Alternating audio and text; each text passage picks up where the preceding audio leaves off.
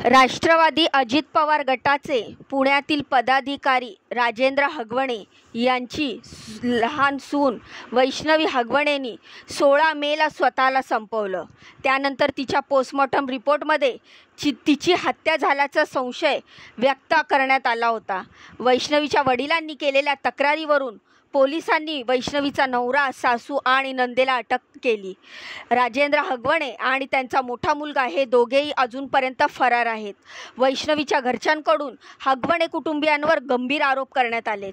वैष्णवी आणि शशांक हगवणेचा प्रेमविवाह झाला होता, तरीही तिच्या लग्नात तिच्या घरच्यांनी हगवणे कुटुंबियांना सोनं चांदीच्या वस्तू, आलिशान गाड्या अशा वस्तू दिल्या होत्या, पण तरीही तिच्या 2 कोटी रुपयांच्या मागणीसाठी छळ होत असल्याचे आरोप वैष्णवीच्या घरच्यांनी केलेत।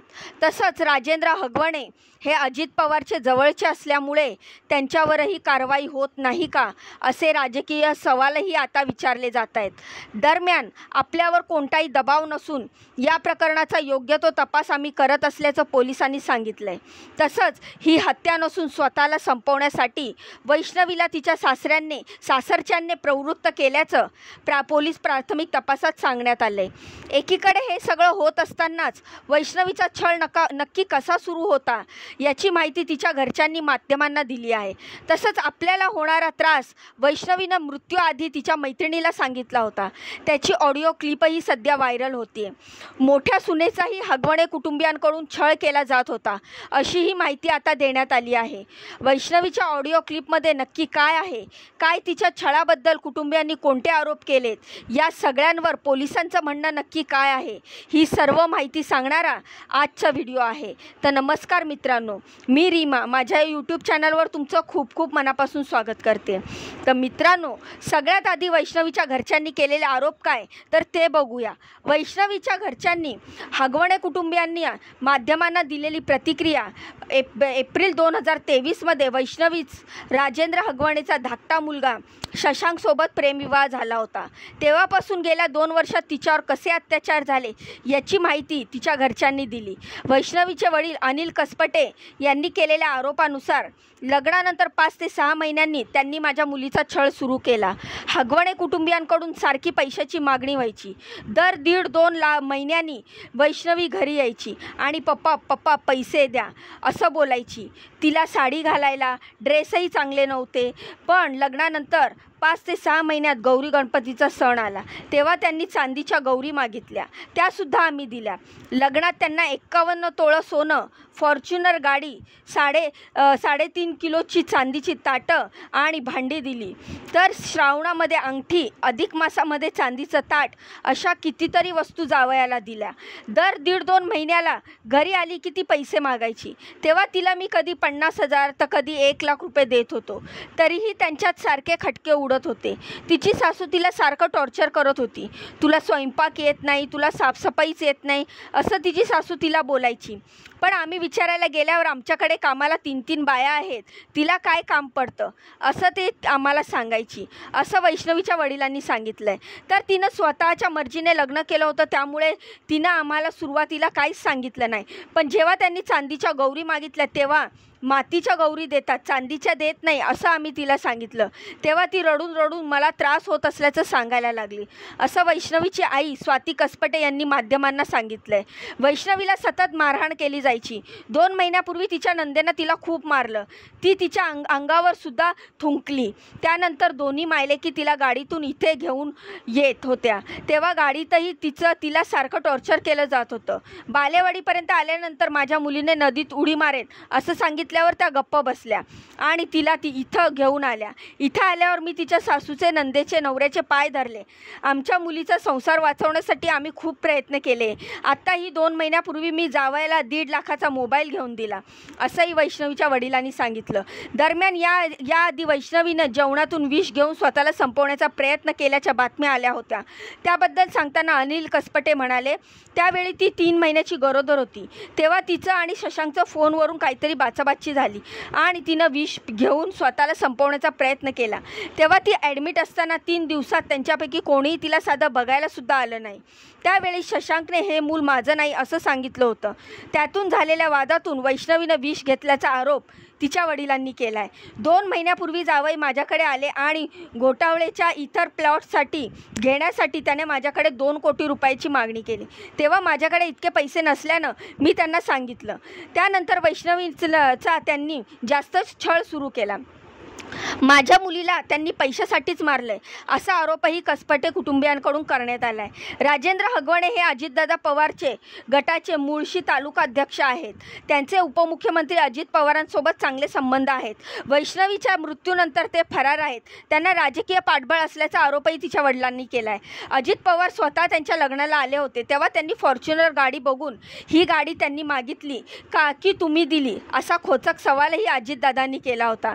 दादांच्याच हस्ते त्या गाडीची चावी शशांकला देण्यात आल्याचा फोटोही आता व्हायरल होतोय। ज्या दिवशी तिनं टोकाचं पाऊल उचललं त्या दिवशी सुद्धा तिला मारहाण झाली होती। तिच्या अंगावर मारहाणीचे असंख्य खुणा होत्या। तिच्या दोन्ही हातावर, मांड्यांवर, पायांवर, पाठीवर, डोक्यावर जखमेच्या खुणा तसंच गळ्याच्या हनवटीवर खुणा होत्या। याबाबत वैष्णवीच्या वडिलांनी शशांक आणि राजेंद्र याकडे चौकशी केली तेव्हा त्यांनीच तुला आधीच सांगितलं होतं आम्हाला पैसे पाहिजेत तुझ्या पोरीला, आम्ही काय फुकट नांदवायची काय म्हणून मारून टाकलं तुझ्या पोरीला असं त्यांनी उत्तर आम्हाला दिल्याचं अनिल कसपटे यांनी तक्रारीत म्हटलंय। त्यांची माहिती त्या काही माध्यमांकडून देण्यात आली त्यामुळे अजित पवारांनी आरोपींना पकडण्यासाठी मदत करावी अशी मागणी ही वैष्णवीच्या घरच्यांनी केली आहे। दरम्यान राजेंद्र हगवणे यांच्या मोठ्या सुनेलाही छळ होत होता। कंटाळून नोव्हेंबर 2024 मध्ये राजेंद्र हगवणे यासह सासू, दीर आणि नंदेवर गुन्हा दाखल केला होता। पौंड पोलीस स्टेशनमध्ये हा गुन्हा दाखल करण्यात होता। पण त्यावेळी त्यांच्यावर कोणती कारवाई झाली नाही। त्यानंतर मोठी सून आपल्या माहेरी निघून गेल्याची माहिती काही माध्यमांकडून देण्यात आली। तसंच एक कथित ऑडिओ क्लिपही आता सोशल मीडियावर व्हायरल होत असून ती क्लिप वैष्णवीचा असल्याचं सांगितलं जात आहे। मृत्यूपूर्वी वैष्णवीने व्हॉइस चॅटच्या माध्यमातून आपल्या मैत्रिणींशी संभाषण केलं होतं। त्यात तिने आपल्यावर होणाऱ्या अत्याचाराची माहिती दिली होती। ही ऑडिओ क्लिप वैष्णवीचीच असल्याची पुष्टी अजूनपर्यंत पोलिसांकडून करण्यात आलेली नाही। त्यात वैष्णवीने आपल्या मैत्रिणीला काय सांगितलं होतं ते बघूया। मला ताई म्हणाली मी तुझी सगळीकडे बदनामी करेल, जे केलंय जे केलं नाही ते सांगेल आणि तुझ्या सगळ्या मैत्रिणींना सांगते तू किती घाणेरडी आहेस, घराचं कसं वाटोळं करतेस, शशांक सोबतही तुझं कधी लॉयल नव्हतीस असं बोलून ननंद मला घाणेरड्या शिव्या द्यायला लागली। माझ्या आईबाबांनाही नको नको ते बोलते। मला मारहाणही झाली। मला मारताना दाजीसुद्धा बघत होते आणि त्यांनीही माझ्यावर हात उचलला। त्यामुळे मी त्या माणसाला घटस्फोट द्यायचं ठरवले। तसं माझ्या वडिलांशी बोलणंही झालंय असं वैष्णवीने आपल्या मैत्रिणीला सांगितल्याचं ऑडिओ क्लिपमधून समजतंय। माझा नवरा माझा कधीच झाला नाही या गोष्टीचं मला वाईट वाटतं। मी सगळ्यांना विरोध करून लग्न केलं, इथेच माझी चूक झाली। मी त्या घरात जाऊन चूक केली आहे। सगळं बोलण्याच्या समजण्याच्या पलीकडे गेलंय। मी तिथे राहायचा विचारही करू शकत नाही असंही वैष्णवीने मैत्रिणीला सांगितल्याचं ऑडिओ क्लिपमधून समोर आलंय। दरम्यान या सगळ्या प्रकरणामध्ये पोलिसांच्यावर कारवाईवर सुद्धा प्रश्नचिन्ह निर्माण केलं जातंय। त्याबाबत पोलिसांनी आपली बाजू माध्यमांसमोर मांडली आहे। पिंपरी चिंचवडचे सहाय्यक पोलीस आयुक्त सुनील कुऱ्हाळे यांनी दिलेल्या माहितीनुसार 2-3 टीम्सच्या माध्यमातून प्रकरणाचा तपास सुरू आहे। आतापर्यंत 3 आरोपींना अटक करण्यात आली आहे। सायंटिफिक आणि टेक्निकल पुरावे, सरकारी पंचनामे सुरू आहेत।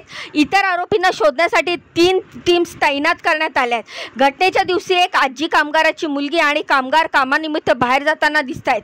तसंच शशांक आणि राजेंद्र हगवणे हे पाऊण तासासाठी गाडी घेऊन बाहेर गेल्याचंही आम्हाला दिसून आलंय।